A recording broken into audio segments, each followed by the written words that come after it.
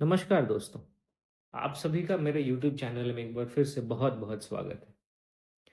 आज हम एक ऐसे टॉपिक पे चर्चा करने वाले हैं, जो पिछले कुछ दिनों से बहुत ही ज़्यादा चर्चा में रहा है। आपने भी न्यूज़ सुनी होगी कि चाइना में एक वायरस आउटब्रेक हुआ है और अब धीरे-धीरे भारत में भी ये फैल रहा है। भारत में भी इसके केसेस 10 से ज़्यादा हो चुके हैं। तो आइए इस वायरस के बारे में हम सारी चीज़ें आज इस वीडियो में जानने का प्रयास करते हैं। सबसे पहले हम देखते हैं कि ये एचएमपीवी वायरस यानी ह्यूमन मेटान्यूमो वायरस। इस एचएमपीवी का फुल फॉर्म क्या है? Human metapneumovirus. ये वायरस क्या है?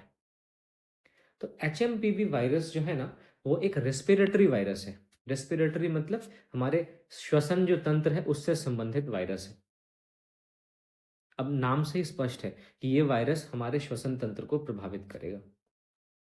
ये वायरस पहली बार आउटब्रेक नहीं हुआ है। ये इससे पहले भी 2001 में आइडेंटिफाइड हो चुका है नेदरलैंड्स में, और ये 2001 में पहले भी ये वायरस फैल चुका है। और ये हमारे प्राइमरीली ये मुख्य रूप से हमारे रेस्पिरेटरी ट्रैक्ट को ही प्रभावित करता है। यानी मैंने आपको बताया हमारे जो श्वसन तंत्र है उसको ये मुख्य रूप से प्रभावित करता है। अगर इस वायरस के फैमिली की बात करें तो ये वायरस न्यूमोविरिडे फैमिली को बिलोंग करता है, और ये वही फैमिली है जिसमें आरएसवी भी आता है। मैं किसी अगली वीडियो में मैं आपको आरएसवी के बारे में भी बताऊंगा। अगर इस वायरस के स्प्रेड होने की बात करें तो ये रेस्पिरेटरी ड्रॉपलेट्स के माध्यम से या कंटामिनेटेड सरफेस के कांटेक्ट में आने की मदद से आने के कारण ये वायरस स्प्रेड हो सकता है। आसान भाषा में समझे तो जब हम सांस लेते हैं तो सांस छोड़ने के दौरान हम कुछ ड्रॉपलेट्स को अपने आसपास के हवा में रिलीज करते हैं। अगर कोई भी दूसरा व्यक्ति उन ड्रॉपलेट्स के कांटेक्ट में आता है तो वो अगर हम वायरस से संक्रमित हैं और उस वो हमारा ड्रॉपलेट के कांटेक्ट में कोई दूसरा व्यक्ति आता है तो वो व्यक्ति भी एचएमपीवी वायरस से संक्रमित हो जाएगा। या फिर कोई ऐसा सरफेस जिसको किसी वायरस से संक्रमित व्यक्ति ने बार बार छुआ हो, उस सरफेस के कांटेक्ट में कोई दूसरा व्यक्ति आता है तो भी इस वायरस का फैलाव हो सकता है। माफ कीजिएगा। इस वायरस के सिम्टम्स क्या है? दरअसल इस वायरस के दो टाइप के सिम्टम्स हो सकते हैं। एक सिम्टम्स कॉमन सिम्टम्स हो सकते हैं और दूसरा सिवियर सिम्टम्स। कॉमन सिम्टम्स क्या है? जो कि आसानी से दिख जाते हैं। और सिवियर सिम्टम्स है जब ये वायरस से संक्रमण घातक स्थिति में पहुंच जाता है, तब हमें ये सारे सिम्टम्स देखने को मिलते हैं। तो अगर कॉमन सिम्टम्स की बात करें तो इसमें हमें बुखार आना, खांसी होना, नेज़ल कंजेशन का मतलब सांस लेने में तकलीफ, गले में एक तकलीफ, ये सारे कॉमन सिम्टम्स हैं। और सिवियर सिम्टम्स की अगर हम बात करें, इसमें वीजिंग आ जाता है, शॉर्टनेस ऑफ ब्रेथ यानी हमारी सांसें छोटी होने लगती है, हम ठीक से सांस नहीं ले पाते। ब्रोंकियोलिटिस है, ये एक प्रकार का लंग इन्फेक्शन है जो नवजात शिशुओं में होता है। और फिर न्यूमोनिया, ये सारे सिवियर सिम्टम्स हैं जो एचएमपीवी वायरस के संक्रमण के बारे में हमें बता सकते हैं। अब इस वायरस से सबसे ज़्यादा रिस्क किसको है, खतरा किसको है? तो इस वायरस से सबसे ज़्यादा खतरा जो है वो नवजात शिशुओं को यानी इन्फेंट्स को, और जो नए बच्चे हैं उनको है, यंग चिल्ड्रंस। फिर जो हमारे ओल्डर अडल्ट्स हैं उनको भी इस वायरस से बहुत खतरा है। कोई ऐसा इंडिविजुअल जिसका इम्यून सिस्टम बहुत ही ज़्यादा कमज़ोर है, उसे भी इस वायरस से बहुत खतरा है। और फिर ऐसे लोग जो किसी श्वसन तंत्र की घातक बीमारी से ग्रसित हैं, या फिर एक उनके अंदर हर्ट कंडीशन है यानी उनके हृदय में कोई परेशानी है, तो ऐसे लोग भी इस वायरस से सबसे ज़्यादा खतरे में आ जाते हैं। तो अगर हम ओवरऑल देखने की कोशिश करें तो लगभग सभी लोग ही इस वायरस के खतरे में हैं, है ना? अब ये वायरस फैलता कैसे है?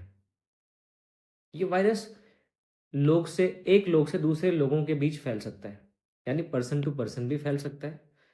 जब रेस्पिरेटरी ड्रॉपलेट्स के कांटेक्ट में पहला पर्सन दूसरे पर्सन के ड्रॉपलेट्स के कांटेक्ट में आ जाए, अगर ये दूसरा पर्सन एचएमपीवी वायरस से संक्रमित है और जो रेस्पिरेटरी ड्रॉपलेट्स हैं उसके कांटेक्ट में ये पहला पर्सन आ जाता है, तो एचएमपीवी वायरस स्प्रेड हो जाता है। माफ कीजिएगा।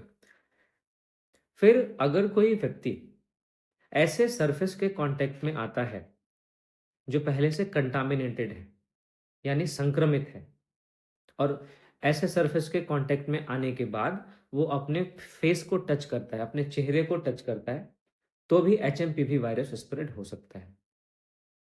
फिर अगर कोई व्यक्ति किसी इन्फेक्टेड इंडिविजुअल के कांटेक्ट में आए तो भी एचएमपीवी वायरस स्प्रेड हो सकता है। मीन्स कि अगर किसी व्यक्ति को एचएमपीवी वायरस का संक्रमण है और उस व्यक्ति के कांटेक्ट में कोई दूसरा व्यक्ति आता है तो दूसरे व्यक्ति को भी एचएमपीवी वायरस से संक्रमण का खतरा हो जाता है। अब इस माफ कीजिएगा। अब इस वायरस का डायग्नोसिस और ट्रीटमेंट कैसे हो? अगर डायग्नोसिस की बात करें तो हम पीसीआर टेस्ट के माध्यम से इस एचएमपीवी वायरस आरएनए को डिटेक्ट कर सकते हैं। ये PCR test polymerase chain reaction test होता है। इसके बारे में अब मैं बहुत ज़्यादा डिटेल में यहाँ पे नहीं जा सकता। मैं आपको किसी अगली वीडियो में, है ना, मैं आपको इस टेस्ट के बारे में बताऊंगा। इस टेस्ट के बारे में जो है ना, कोविड-19 के दौरान बहुत सारी बातें हुई थी। कोविड-19 के दौरान भी आपने एक आरटी-पीसीआर टेस्ट का नाम सुना होगा। तो ये आरटी-पीसीआर वाला ही पीसीआर है। उसमें बस आरटी यानी reverse transcriptase polymerase chain reaction, ये उसका पूरा नाम था, वही आप ये पीसीआर टेस्ट है। इसके अलावा एक रैपिड एंटीजन टेस्ट होता है। इसके माध्यम से भी हम इस वायरस से संक्रमण का पता लगा सकते हैं। अगर ट्रीटमेंट की बात करें तो अभी तक कोई भी स्पेसिफिक एंटीवायरल मेडिकेशन हमारे पास उपलब्ध नहीं है।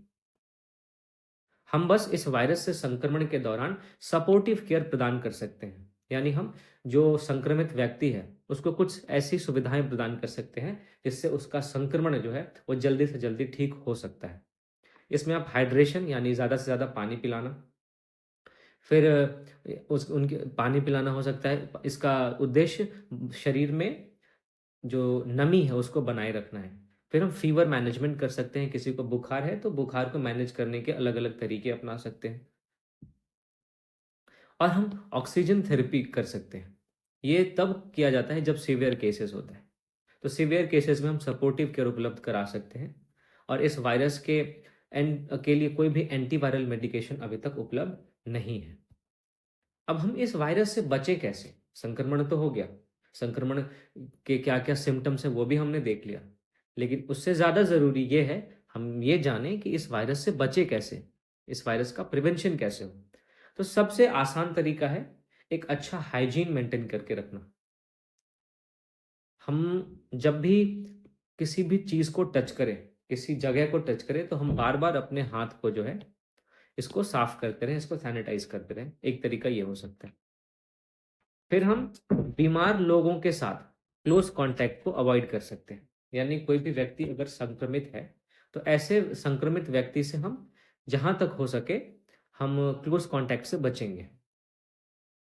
फिर जो बीमार व्यक्ति अगर किसी सरफेस को टच करता रहता है बार बार, तो ऐसे सरफेसेस को डिसइंफेक्ट करना बहुत ज़रूरी होता है, वो भी फ्रीक्वेंटली। थोड़े थोड़े टाइम पे ऐसे सरफेसेस को हम सैनिटाइज कर सकते हैं, उसको बार बार क्लीन कर सकते हैं। तो इस तरह से हम एचएमपीवी वायरस के इन्फेक्शन को प्रिवेंट कर सकते हैं। फिर हम फेस मास्क का यूज़ कर सकते हैं जब भी हम किसी भीड़ वाली जगह पे जाएं। और अगर कोई ऐसा व्यक्ति है जिसको इस वायरस से संक्रमण का ज़्यादा खतरा है, तो हम उसका बाहर आना-जाना कम कर सकते हैं, है ना? उसके एक्सपोज़र को लिमिट कर सकते हैं। तो इस तरीके से हम एचएमपीवी वायरस के इन्फेक्शन को प्रिवेंट कर सकते हैं। अब देखो, कोई भी वायरस आउटब्रेक होता है या कोई भी बीमारी जब बड़े स्तर पर फैलती है, तो उसके 2 रिपरकशन हमेशा होते हैं। एक तो हेल्थ केयर सिस्टम हमारा जो है, उस पे बहुत ज़्यादा दबाव पड़ता है, और दूसरा उसका इकोनॉमिक इम्पैक्ट। इकोनॉमिक इम्पैक्ट 2 तरीके से। एक तो हॉस्पिटलाइज़ेशन, या उस बीमारी को रोकने के लिए, बीमारी के संक्रमण को खत्म करने के लिए, उस बीमारी को इरेडिकेट करने के लिए सरकार एक तरफ हॉस्पिटलाइज़ेशंस पे नई-नई योजनाएँ चलाकर इस बीमारी का खात्मा करना चाहती है। वहीं दूसरी तरफ बीमारी से जो लोग ग्रसित होते हैं, उनकी प्रोडक्टिविटी कम हो जाती है, तो इससे आर्थिक विकास की गति धीमी हो जाती है। तो हमारा इकोनॉमिक इम्पैक्ट पे दोहरा प्रभाव पड़ता है। एक तरफ हमारा हॉस्पिटलाइज़ेशन या नए-नए स्कीम्स के थ्रू खर्च बढ़ता जाता है, वहीं हमारे देश के ऐसे लोग जो इन बीमारियों से ग्रसित होते हैं, उनकी उत्पादकता कम हो जाती है, तो हमारा आर्थिक विकास धीमा हो जाता है। तो इकोनॉमी पे हमारे दोहरा प्रभाव पड़ता है। फिर इसका एक और प्रभाव ये है कि लंबे टाइम में हमें सांस लेने में बहुत सारी परेशानी का सामना करना पड़ सकता है। अगर कोई व्यक्ति एचएमपीवी वायरस से इन्फेक्ट हो गया, तो ऐसा हो सकता है कि लंबे समय में उसे सांस की कोई सीरियस प्रॉब्लम हो सकती है। और फिर ये हमारे जनसंख्या, ऐसी जनसंख्या जिनको इस वायरस से संक्रमण का सबसे ज़्यादा खतरा है, उनकी वल्नरेबिलिटी को भी बढ़ा देती है। तो ये रिपरकशंस ऑफ एचएमपीवी हमने देखा।